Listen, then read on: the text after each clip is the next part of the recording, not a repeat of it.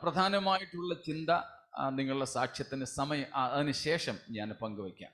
और गवाही के लिए जो समय है मैं उसके बाद दूंगा आपको. 4-ാമത്തെ അധ്യായം എഫേസ്യ ലേഖനത്തിൽ നിന്ന് നമുക്ക് ഇന്ന് സാങ്ക്ടിഫിക്കേഷനുമായി ബന്ധപ്പെട്ട പാഠമാണ് പഠിക്കാനുള്ളത്. അത് സാക്ഷ്യത്തിന് ശേഷമായിരിക്കും. ये इफिसियों चौथा पत्री जो है, हम पवित्रीकरण के संबंध में आप लोगों को आपसे बातें करना चाहता हूं, मगर मैं आप लोग के गवाही के पश्चात में करना चाहूंगा. അതുകൊണ്ട് ഈ ഒരു സെഷൻ ചുരുങ്ങിയ നിമിഷങ്ങൾ മാത്രം എടുത്തിട്ട് നിങ്ങൾക്ക് സമയം തരിക.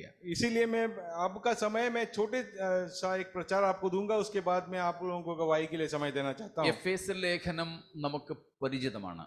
इफिसियों का पत्री हम लोग सब अच्छी तरह वाकिफ हैं उससे.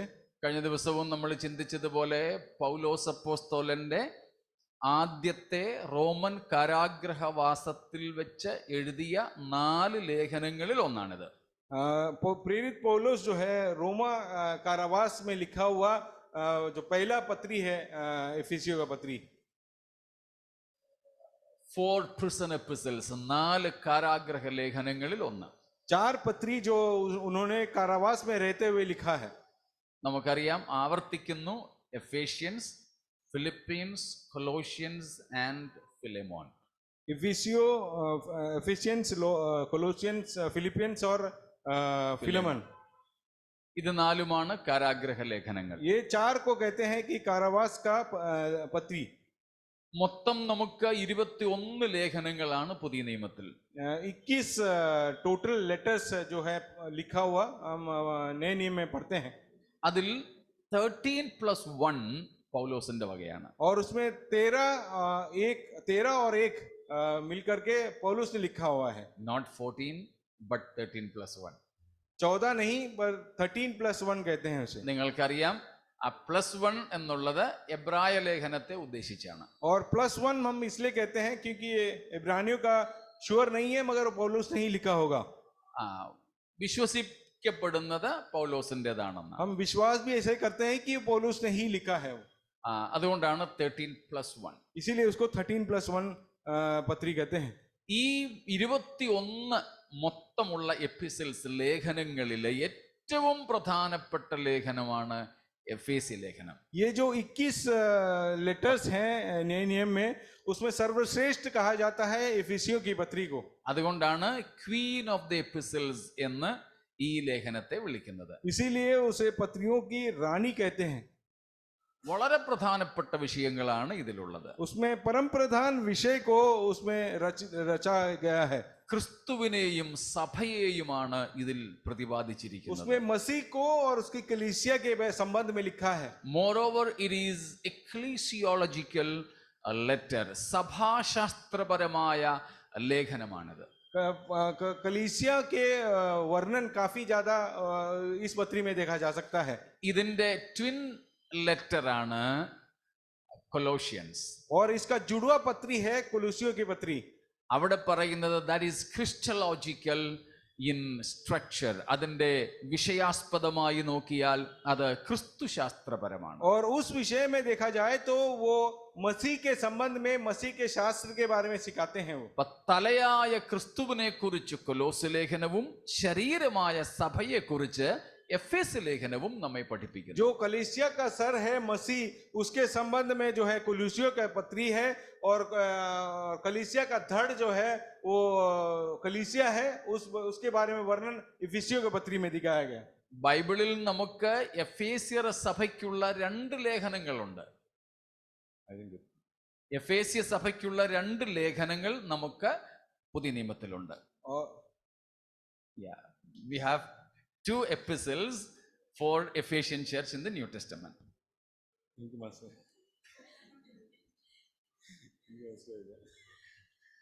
2 epistles, 2 letters are there for the Ephesian church in the New Testament. नए नियम में 2 पत्री है जो इफिसियों कलीसिया के लिए लिखा गया है. അതാ അലക്സ് ബ്രദറിനെ കൺഫ്യൂസ് ആക്കിയത്. ഒന്ന് പൗലോസ് എഴുതിയതും ഒന്ന് യേശുക്രിസ്തു, യോഹന്നാനല്ല, യേശുക്രിസ്തു എഴുതിയതുവാ. एक पत्री जो है पत्रस पौलुस ने लिखा है, दूसरा पत्री यीशु मसीह ने लिखा है. അതിന് ഒരു ഖണ്ഡികയേ ഉള്ളൂ. പക്ഷേ मगर उसका एक ही कनेक्शन है Yeah, only 7 verses. और उसका वो 7 वाक्य है उसमें. വെളിപ്പാട് പുസ്തകം 2-ാം അധ്യായം 1 തൊട്ട് 7 വരെയുള്ള വാക്യങ്ങളാണത്. रेवलेशंस में हम वो पढ़ते हैं. സ്തോത്രം. അപ്പൊ അതാണ് പറഞ്ഞത് എഫേസ്യ സഭയ്ക്കുള്ള 2 ലേഖനങ്ങൾ പുതിയ നിയമത്തിലുണ്ടെന്ന്. एफिसियों के लिए लिखा गया 2 पत्री जो है नए नियम में देखा जा सकता है. നമ്മൾ പൊതുവെ ഒരു ലേഖനം എന്ന് ആണ് അറിയുന്നത്.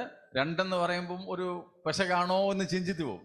हम अक्सर जानते हैं कि एफिसियों के लिए एक ही पत्री लिखा गया है, मगर 2 कहने पर हम लोग को कंफ्यूजन होता है. ആ കൺഫ്യൂഷൻ വേണ്ട, ഇതാണ് അതിന്റെ അർത്ഥം. वो कंफ्यूजन नहीं चाहिए. आप लोग को यही वर्णन किया मैं इसके लिए. ഇത് പൗലോസ് എഴുതിയ ലേഖനമാണ്. ये पौलुस ने रचा हुआ पत्री है. പൗലോസ് ആണ് എഫെസോസ് സഭയുടെ സ്ഥാപകൻ. पौलुस ने ही एफेसोस की कलीसिया का स्थापना किया है. അതിന്റെ പശ്ചാത്തലം അപ്പോസ്തല പ്രവൃത്തികൾ 19-ാം അധ്യായത്തിലുണ്ട്. उसका जो बैकग्राउंड जो है प्रेरितों का अध्याय 19वां अध्याय में पढ़ सकते हैं. വളരെ അത്ഭുതകരമായ രീതിയിലാണ് പൗലോസിനാൽ എഫേസ്യ സഭ സ്ഥാപിക്കപ്പെട്ടത്. बहुत ही आश्चर्य कर्म जैसे है पौलुस ने ये कलीसिया की स्थापना की है. അത് വിവരിക്കാൻ ഇപ്പോൾ ഞാൻ സമയം എടുക്കുന്നില്ല. उसको वर्णन करने का अभी मैं समय नहीं लेता हूं. അപ്പോൾ പൗലോസ് ഏറ്റവും കൂടുതൽ സമയം ശുശ്രൂഷിച്ച സഭയും എഫെസോസ് സഭയാണ്. जब धरती पर थे पौलुस ने सबसे ज्यादा सेवकाई भी वो जिस कलीसिया में की वो एफेसोस कलीसिया है. 3 years 3 വർഷം അദ്ദേഹം അവിടെ ശുശ്രൂഷിച്ചു. 3 साल उन्होंने वहां सेवकाई उस कलीसिया में. ഇതൊക്കെ നമുക്ക് അപ്പോസ്തല പ്രവൃത്തി 20-ാം അധ്യായത്തിൽ കാണാൻ പറ്റും. ये सब बातें हम प्रेरितों के 20वां अध्याय में पढ़ सकते हैं. പൗലോസ് 3 വർഷം അവിടെ കണ്ണീരോടുകൂടെ ശുശ്രൂഷിച്ചെന്നും പ്രയോജനമുള്ളതൊന്നും മറച്ചു വെച്ചില്ലെന്നുമൊക്കെ തന്റെ ഫെയർവെൽ സമയത്ത് പറയുന്നു. और आंसुओं के साथ वहां सेवकाई की और जो कुछ भी आवश्यक थी वो सभी कुछ प्रदान कर कर उन्होंने वहां सेवकाई की. एफेसोस में ऐसा प्रेरितों का 20वां अध्याय में पढ़ते हैं. എഫേസ്യ സഭാ സ്ഥാപനത്തിനും വളർച്ചയ്ക്കും കാരണമായത് ബൈബിൾ ക്ലാസ്സുകളായിരുന്നു. एफेसिया की कलीसिया स्थापना की और उसको बनाए रखा वो वचन को सिखाने के द्वारा हो सका. നമുക്കിന്ന് ബൈബിൾ ക്ലാസ്സുകൾ പൊതുവെ ക്രിസ്തീയ മണ്ഡലങ്ങളിൽ ബൈബിൾ ക്ലാസ്സുകൾ എന്ന് പറഞ്ഞാൽ ആത്മാവില്ലാത്ത പരിപാടിയാണെന്നാണ് ചിന്തിക്കുന്നത്. कई लोग की धारणा इस प्रकार है जो बाइबल क्लास जो लेते हैं वहां पर आत्मा की क्रिया नहीं होती है कर. എന്നോട് ഒരാൾ പറഞ്ഞത് എനിക്ക് ഓർമ്മയുണ്ട്. एक व्यक्ति ने मुझे कहा हुआ बात मुझे याद आता है. 2 ദിവസത്തെ ക്ലാസ്സിന് വേണ്ടി എന്നെ വിളിച്ചതാ. उन्होंने मुझे 2 दिन के क्लास के लिए मुझे निमंत्रण दिया. കർത്താവിന്റെ വരവിനെ കുറിച്ച് പഠിപ്പിക്കാൻ പറഞ്ഞു. और उसमें प्रभु के आगमन के बारे में क्लास लेना था. ഞാൻ പറഞ്ഞു 2 ദിവസം കൊണ്ട് അതിന്റെ എങ്ങും എത്തത്തില്ല. तो मैंने कहा कि 2 दिन में तो कहीं भी बात बनेगा नहीं उससे. സാരമില്ല, ഒക്കിനത്ര മതി അതങ്ങ് പഠിപ്പിക്കാൻ. तो उन्होंने मुझसे कहा कि जितना बन पाए उतना 2 दिन में बना देना. ആദ്യത്തെ ദിവസത്തെ ക്ലാസ് കഴിഞ്ഞു. पहले दिन का क्लास के पश्चात 2-ാം ദിവസം അതിന്റെ സംഘാടകർ എന്നെ ആ സ്ഥലത്തേക്ക് കൂട്ടിക്കൊണ്ടു പോകുമ്പോൾ പറഞ്ഞൊരു കാര്യമാണ്. और दूसरे दिन के क्लास के लिए जब मुझे वहां ले जा रहे थे उन्होंने ऑर्गेनाइजर्स ने मुझे इस प्रकार कहा, പാസ്റ്ററെ കൺവെൻഷൻ വെച്ചാൽ മതിയായിരുന്നു, ബൈബിൾ ക്ലാസ് വേണ്ടായിരുന്നെന്ന് ഇപ്പൊ തോന്നുന്നു.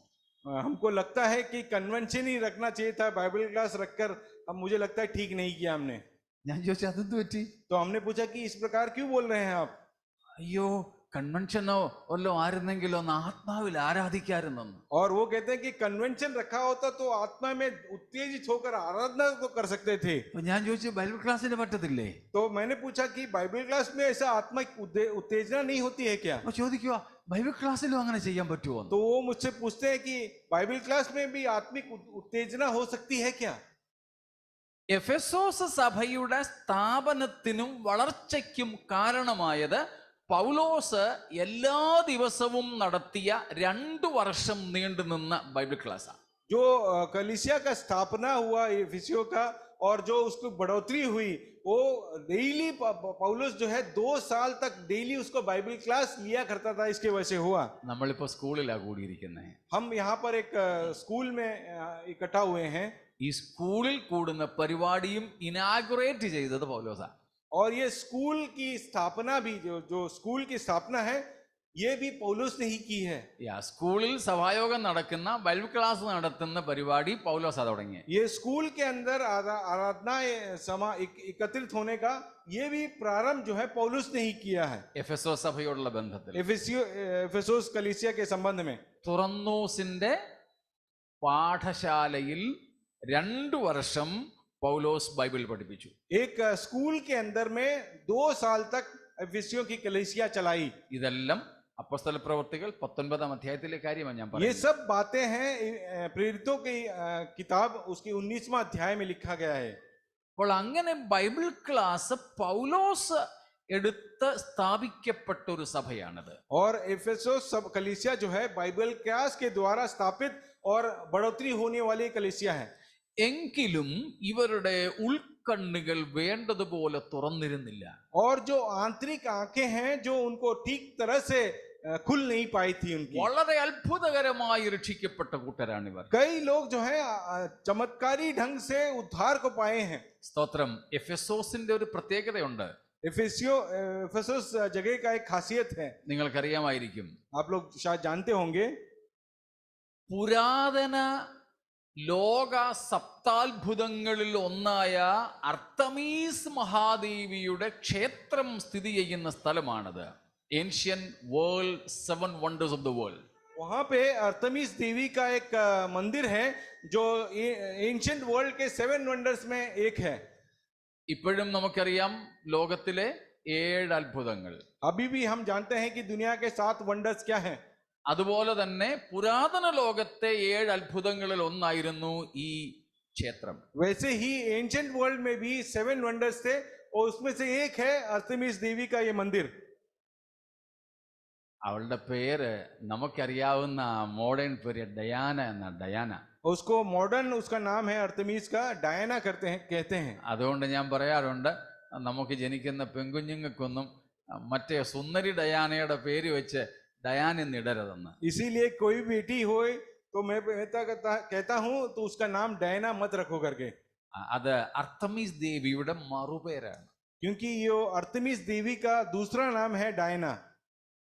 അപ്പോൾ ഡയാന അല്ലെങ്കിൽ അർത്തമീസ് എന്ന് പറയുന്ന ലോകം മുഴുവനും ആരാധിക്കുന്ന ഒരു ദേവത.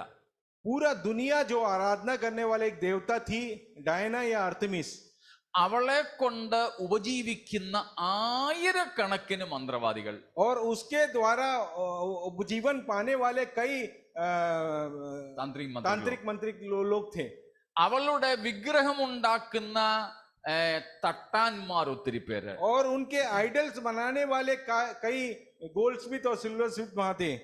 അങ്ങനെ ഉള്ളവരെ കൊണ്ട് നിറഞ്ഞിരുന്ന സാത്താന്റെ സിംഹാസനമുള്ള സ്ഥലത്താണ് പൗലോസ് എന്ന് പറയുന്ന ഒരു കൊച്ചു മനുഷ്യൻ ചെല്ലുന്നത്.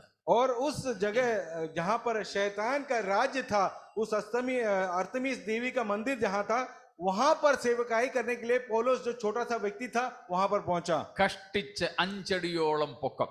लगभग 5 फुट का आदमी था वो पौलुस। തൻ്റെ ഇവിടത്തേക്ക് ഏപ്പും ഈ മുട്ടിന്റെ ഇതൊക്കെ ഇങ്ങനെ കിടന്നാടുമായിരുന്നു. वो उनका घुटने का जोड़ और ये बैक का जोड़ जो है ऐसा हिलता डुलता था। ഇങ്ങനെ നിൽക്കുകയാണെങ്കിൽ മുട്ടിങ്ങനെ വളഞ്ഞ വില്ല് പോലെ ഇരിക്കുമായിരുന്നു. और अगर खड़े होते वक्त जो है घुटना क्योंकि मुड़ा हुआ है, ऐसा एक बो के जैसा उनका पैर हुआ करता था। Believed that he was a prematurely born.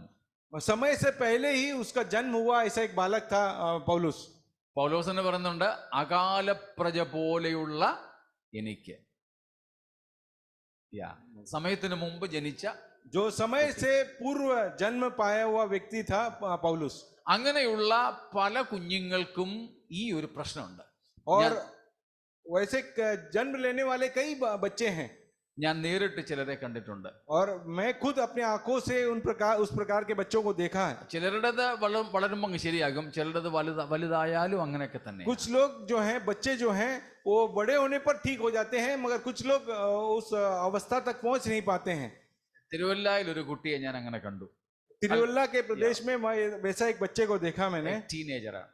वो एक नौजवान व्यक्ति है। ഏതാണ്ട് അതുപോലെയൊക്കെയുള്ള ശരീരപ്രകൃതിയിലെ ഒരു പൗലോസ്. ठीक उसी प्रकार शरीर की घटना है, पौलुस की। Was he eloquent? क्या वो अच्छी तरह बोल पाता था? Illa. नहीं, He was not eloquent. वो बहुत अच्छी से दूसरों को सामने बातें नहीं कर सकता था। Paul ആ സമയത്ത് ഇലക്വന്റ് പ്രീച്ചർ അപ്പല്ലോസ് ആയിരുന്നു, उस समय के अच्छे വക്ത. वक्ता थे अपोलोस। പക്ഷേ 2 കൊരിന്ത്യർ 7-ാം അധ്യായത്തിൽ പൗലോസ് ഈ കാര്യമൊക്കെ പറയുന്നുണ്ട്. 7-ലും 10-ലും പൗലോസ് വാക്ചാതുര്യമില്ലാത്തവനായിരുന്നുവെന്ന്. दूसरी कुरिन्थियों 7वें अध्याय में हम पढ़ते हैं कि वो अच्छी तरह दूसरों के सामने प्रचार नहीं कर पाते थे।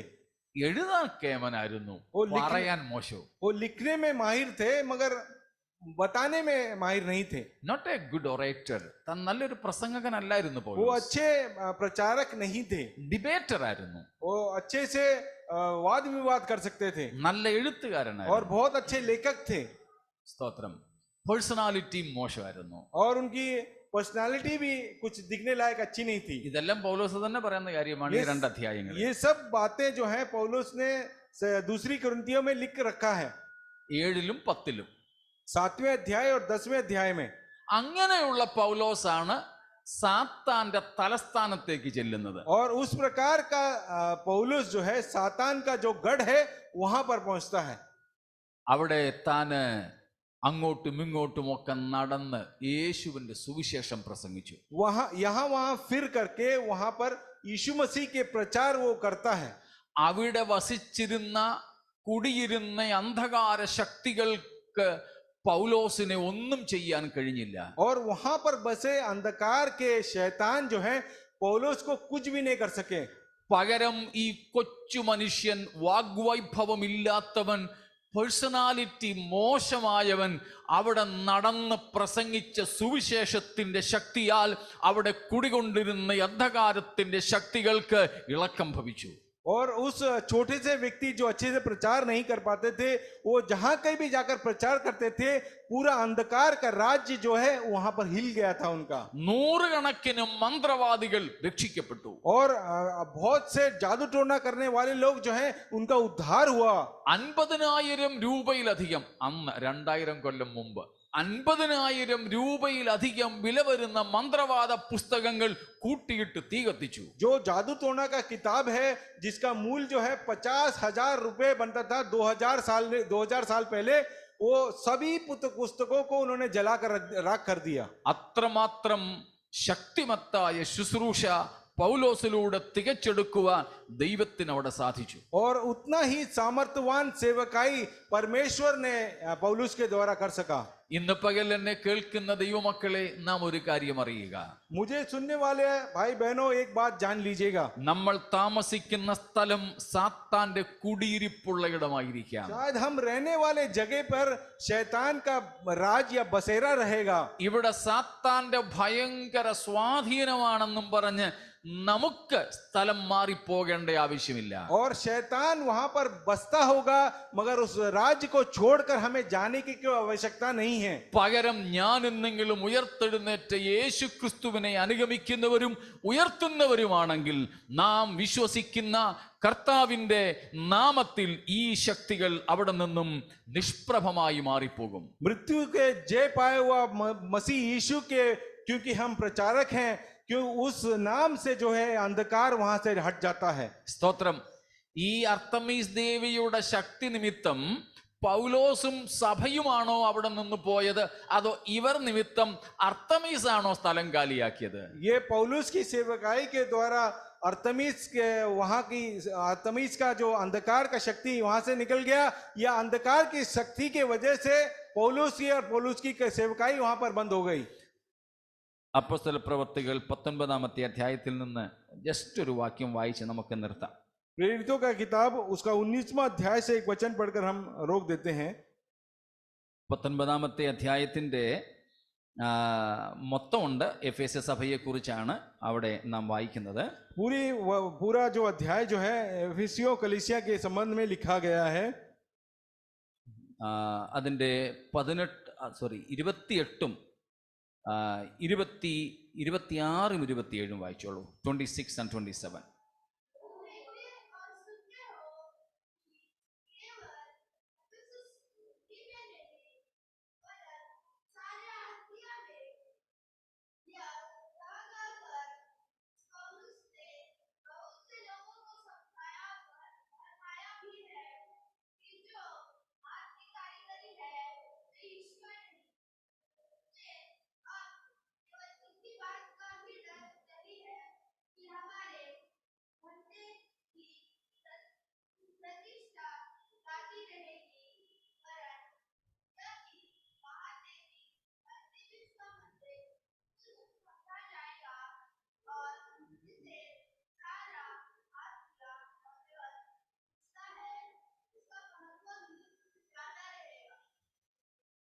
കണ്ടോ, 27-ാം വാക്യത്തിലാണ് പ്രധാനമായിട്ടും പറയുന്നത്.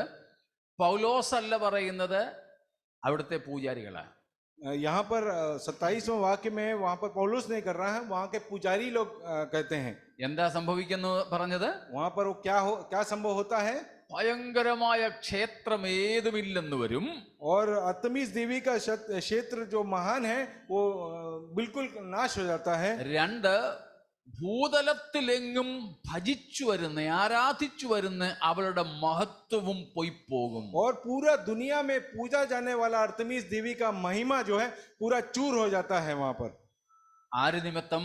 किसके द्वारा होता है ये सब? പൗലോസിന്റെ ശുശ്രൂഷ ये നിമിത്തം. सब पौलुस की सेवकाई के वजह से होता है। പൗലോസിന്റെ കായബലം കൊണ്ടാണോ? पौलुस के हाथ के दम सामर्थ्य के वजह से हुआ है क्या ये? അല്ല. नहीं, സ്തോത്രം. പൗലോസ് വിശ്വസിക്കുന്ന യേശുവിന്റെ നിമിത്തം. क्योंकि पौलुस विश्वास करने वाला परमेश्वर के सामर्थ्य से ये हो सका है। പ്രിയരെ, നാം വിശ്വസിച്ച ഏറ്റുപറയുന്ന യേശു മരണത്തെ ജയിച്ചവനാണ്. हम जिस पर विश्वास करते हैं, आराधना करते हैं, वो मृत्युंजय परमेश्वर है। वो സാത്താനെ പരാജയപ്പെടുത്തിയവനാണ്. शैतान को हराया हुआ परमेश्वर है। वो അവനെ ആയുധവർഗം വയ്പ്പിച്ച് കീഴടക്കിയവനാണ്. उसके सारे आयुधों को निकाल कर उसे सामने रखा हुआ, प्रकट किया हुआ व्यक्ति है यीशु मसीह। മനസ്സിലാവുന്നുണ്ടല്ലോ? സ്തോത്രം.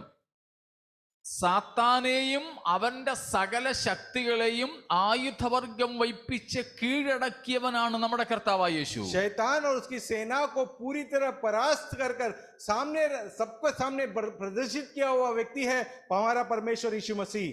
ആ കർത്താവിനെയാണ് ഞാൻ നിങ്ങളും വിശ്വസിക്കുന്നത്. उस मसीह यीशु पर विश्वास करते हैं हम और आप। ആ കർത്താവാണ് നമ്മോടുകൂടെ ലോകാവസാനത്തോളം ഇരിക്കാമെന്ന് പറഞ്ഞത്. और वही मसीह ने वादा किया है कि हम दुनिया के अंत तक हम तुम्हारे साथ रहेंगे। ജോലി സ്ഥലത്തായാലും ഹോസ്റ്റലിലായാലും സ്കൂൾ കോളേജിലായാലും എവിടെയും ആ കർത്താവ് നമ്മെ കൈവിടില്ല കേട്ടോ. नौकरी के स्थान में, स्कूल कॉलेज में हो या फिर कहीं भी हो, आपके साथ में रहेंगे, आपका हाथ नहीं कभी छोड़ेंगे। സാത്താൻ വസിക്കുന്ന ഇടമാകട്ടെ, शैतान रहने वाला गढ़ हो जाए, അവന്റെ പൂജാരികൾ മന്ത്രവാദികൾ കൂട്ടമായി പാർക്കുന്ന സ്ഥലമാകട്ടെ, और उसके पुजारी लोग और तांत्रिक लोग साथ में वहां बसते हो, फिर भी നമുക്ക് ഭയപ്പെടേണ്ടതില്ല. हमको डरने की कोई आवश्यकता ഈ नहीं है, ഉയർത്തെഴുന്നേറ്റ കർത്താവ് നമ്മോടൊപ്പമുണ്ട്. क्योंकि जयवंत हुआ परमेश्वर हमारे संग है। അവൻ നമ്മുടെ കരം പിടിച്ചിരിക്കുന്നു. क्योंकि वो हमारे हाथ को थामे हैं। അവൻ നമ്മെ മുൻപും പിൻപും ഇടവും വലവും മേലും കീഴുമടച്ച് സൂക്ഷിക്കുന്നു. आगे पीछे, ऊपर नीचे, आए बाएं, सभी जगह हमके ढक कर हमें संभाल कर रखा है। പുതിയ നിയമത്തിൽ നമുക്കൊരു ദൂതനെയല്ല തരാമെന്ന് പറഞ്ഞത്. नए नियम में हमको कोई दूत प्रदान करेगा नहीं जो हमारी सहायता करेगा, संभालेगा। ഉയർത്തെഴുന്നേറ്റ് യേശു തന്നെയാ പറഞ്ഞത്, ഞാൻ നിങ്ങളോട് കൂടെയുണ്ട്.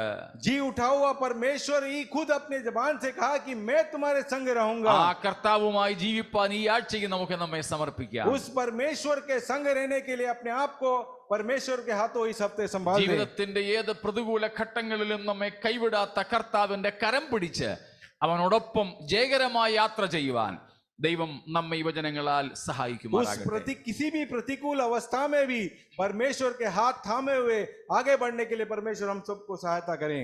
God bless you. Children, come on.